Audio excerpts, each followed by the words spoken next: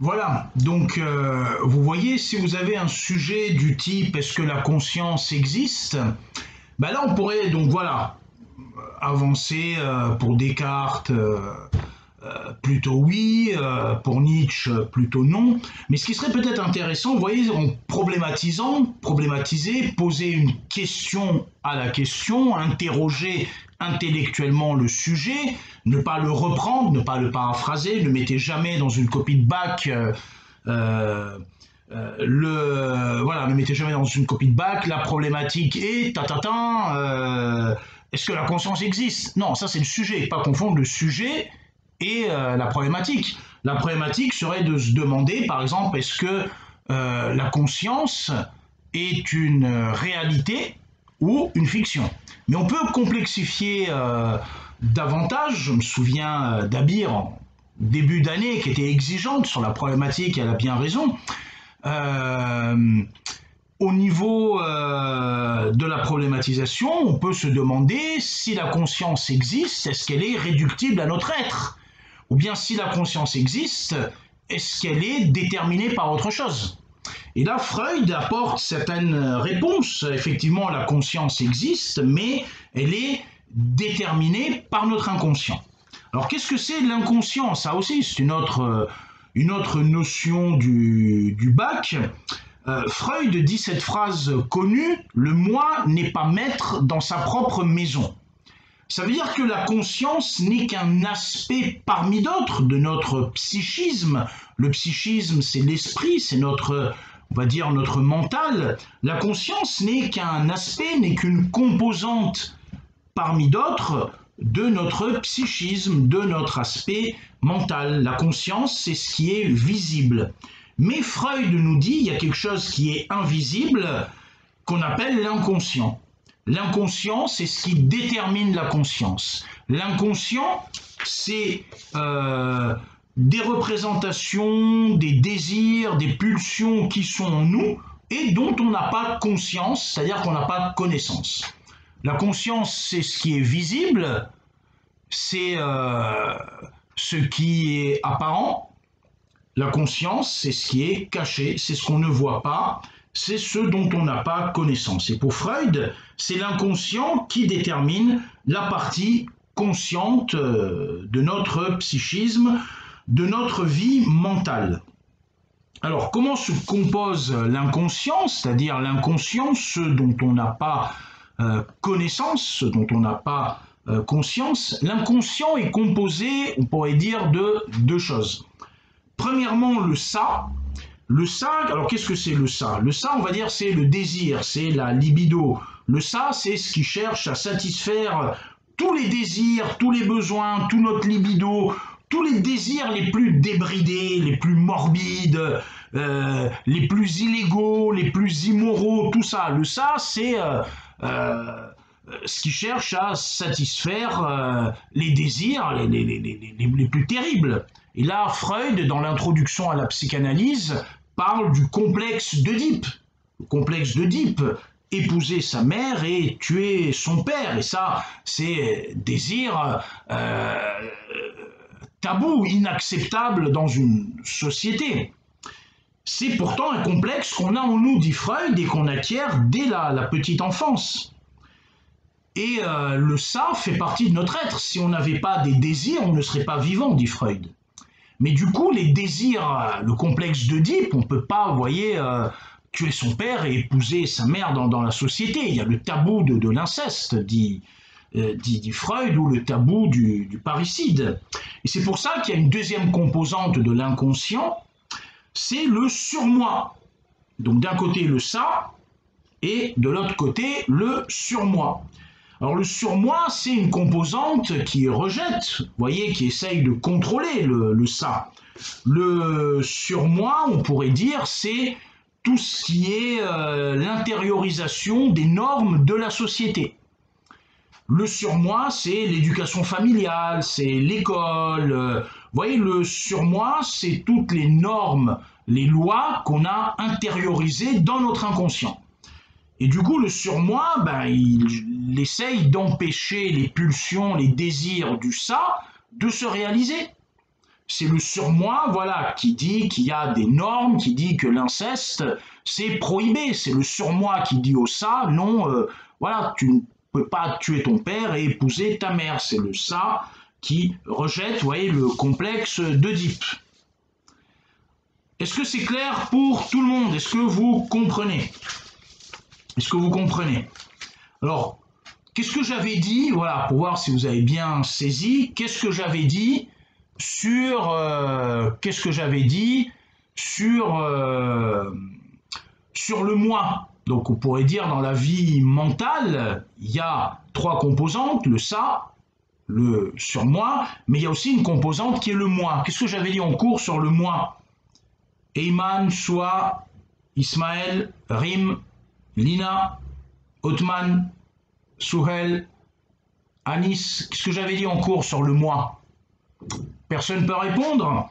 C'est normal, c'est également une blague, je n'ai encore jamais parlé du moi en cours. Bah oui, c'est pour ça que je fais cette vidéo, parce qu'on est là en train de cavaler pour essayer de boucler le programme. Donc, bah non, le moi, j'en ai pas encore parlé, c'était une blague, c'était pour voir si vous suiviez, si vous regardez les vidéos. Je sais qu'en autonomie, vous les regardez pas toujours, mais c'est pas grave, je voulais quand même vous la faire celle-là, pour vous dire merci et pour vous dire que l'année n'est pas finie, mais j'ai passé une bonne année, voilà, vous dire merci, vous souhaitez bonne chance pour le bac, vous souhaitez bonne chance pour votre vie, vous souhaitez le meilleur. De toute façon, le bac, là, il approche, après c'est terminé. L'année prochaine, vous serez étudiant.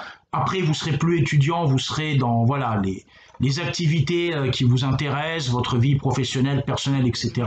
Je reviens à mon cours, hein, ne nous éparpillons pas. Alors le moi, c'est quoi? Le moi, c'est la partie consciente du coup. Le moi, c'est la partie consciente. Le moi, c'est celui qui veille à tempérer les désirs du ça et les interdits, les censures du surmoi. C'est un peu la partie de notre, on va dire, de notre esprit qui s'occupe de ce que Freud appelle la sublimation. Alors la sublimation, c'est quoi? La sublimation, c'est transformer la pulsion du ça en un désir qui va être moralement et socialement accepté. Bah ouais, le surmoi, à un moment, il nous amène à refouler. C'est quoi le refoulement? Bah, le refoulement, c'est un moment où on va intérioriser ce qu'on ne peut pas exercer en société. Quand on dit voilà refouler, voilà refouler, c'est refuser, c'est renvoyer à notre inconscient justement tous les désirs irréalisables que veut le ça. C'est ça, à un moment, refouler. Refouler sa libido, c'est refuser qu'à un moment, cette libido puisse s'exercer en société. Et donc, pour Freud, à un moment, la sublimation, c'est le moi qui s'en occupe, la sublimation, c'est que comme le refoulement peut être douloureux, à un moment, quand vous refoulez vos désirs, ben, à un moment, vous pouvez avoir des névroses. Les névroses, c'est quoi? Ben, c'est les troubles psychiques que vous ressentez lorsque vous, ne pouvez pas satisfaire vos désirs les plus inconscients. Vous souffrez. Donc là, le moi s'occupe de la sublimation. La sublimation, c'est transformer une pulsion du ça qu'on ne peut pas réaliser dans la société, puisqu'elle est taboue, elle est interdite moralement, légalement, et la transformer en un désir moralement, socialement acceptable, voire qui peut être même valorisé. Alors on ne peut pas tuer et épouser sa mère, dit Freud. Par contre, à un moment, on peut saouler son prof, on peut embêter son prof, c'est le père de substitution. Bon, cette année, personne ne m'a pris comme père de substitution.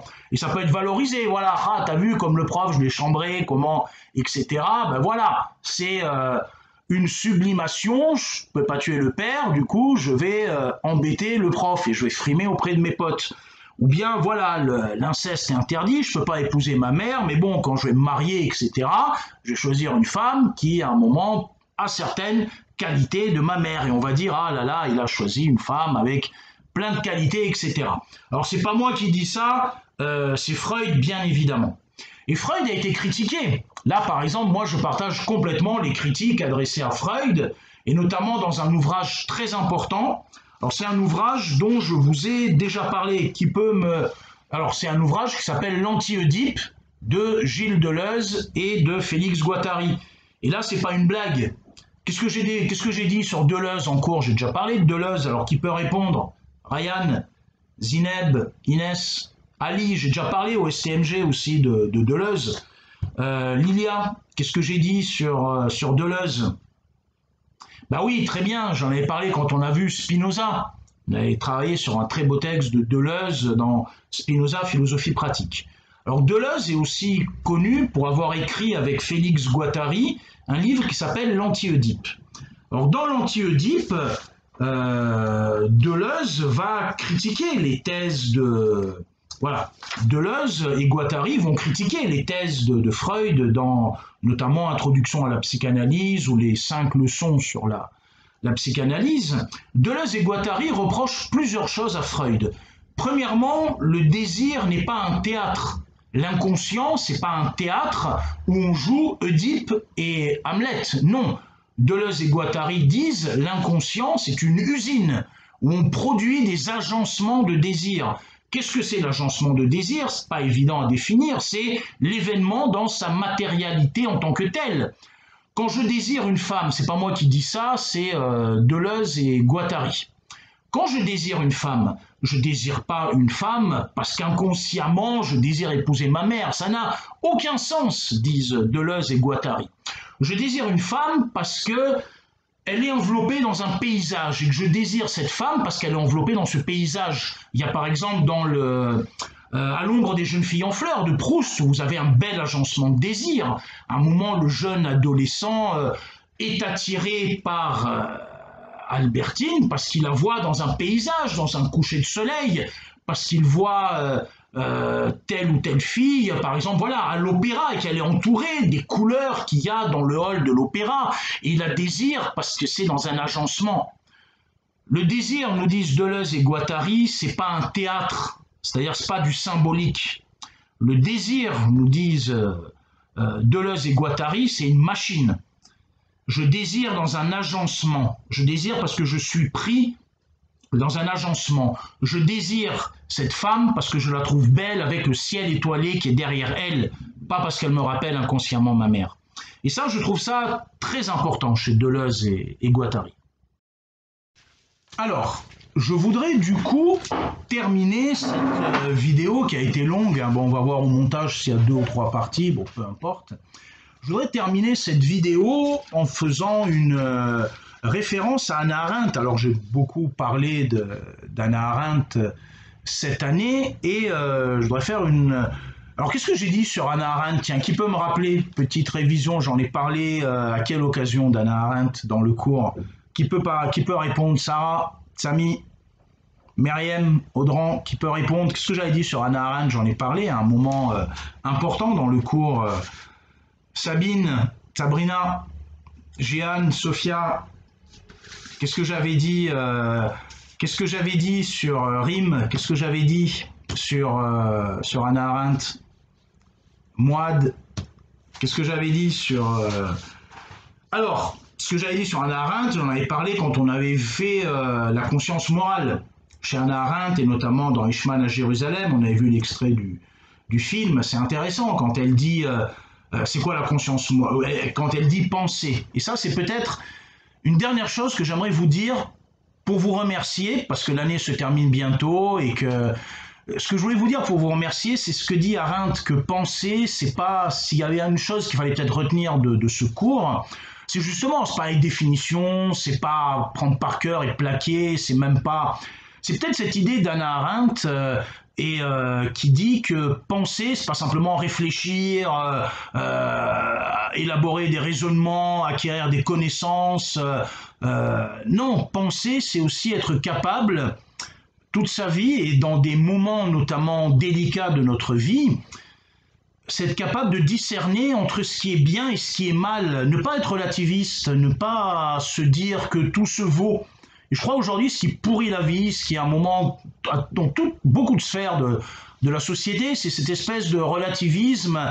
C'est qu'aujourd'hui, les gens ne savent pas différencier ce qui est bien et ce qui est mal, et le différencier, justement, pas forcément d'une manière rationnelle ou calculatrice ou cherchant des avantages. Et Hannah Arendt a dit de belles choses là-dessus, sur la conscience morale, cette capacité à discerner, sans être relativiste, la différence entre le bien et le mal. Et c'est peut-être ça que j'aimerais vous... c'est peut-être ça que j'aimerais vous laisser au terminal 1, 2, 5, 6 et STMG2. C'est peut-être ça que j'aimerais vous laisser comme mot de remerciement. Je ne savais pas comment vous dire merci, mais voilà, vous dire qu'à un moment, vous êtes des gens bien, et je pense que ça, vous l'avez compris. Aujourd'hui, il y a beaucoup de gens dans cette classe, à plusieurs reprises pendant l'année, qui ont retenu, je pense, cette leçon, qui ne sont pas relativistes sur ce qui est bien et ce qui est mal, et qui savent se comporter comme des gens bien, et vous êtes des gens bien. Et je voulais vous remercier pour ça. Voilà.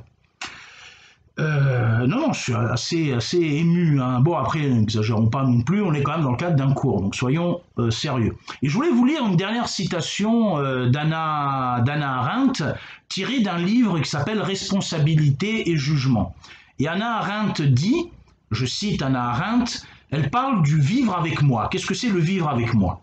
Elle dit le vivre avec moi est davantage que le conscient, davantage que la connaissance directe de moi-même, qui m'accompagne dans tout ce que je fais et dans tout ce que j'affirme. Être avec moi-même et juger par moi-même s'articule et s'actualise dans les processus de pensée, et chaque processus de pensée est une activité au cours de laquelle je me parle de ce qui se trouve me concerner.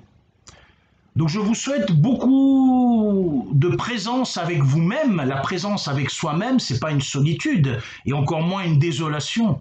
La présence avec soi-même, ce n'est pas simplement, vous voyez, la connaissance directe de soi-même. La présence avec soi-même, c'est ce dialogue continu que vous aurez avec vous, avec cet autre vous-même qui sera là toute votre vie.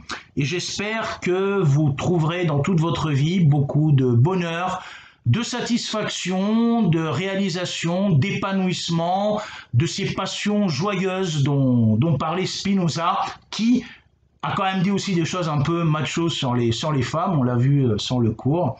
Voilà, et tout simplement vous dire merci. J'ai été très long, mais voilà, je voulais aussi prendre le temps, autre notion du bac, le temps, je voulais prendre le temps, subjectivement et objectivement, de vous dire au revoir.